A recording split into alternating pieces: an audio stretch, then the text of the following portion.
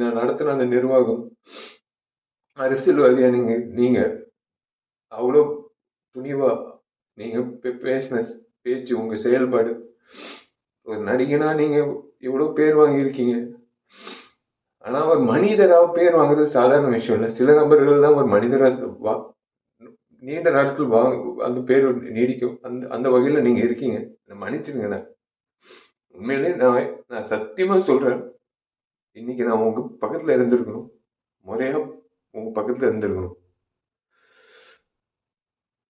உங்க ஆத்மா ஆத்ம சாந்தி அடையணும்னு.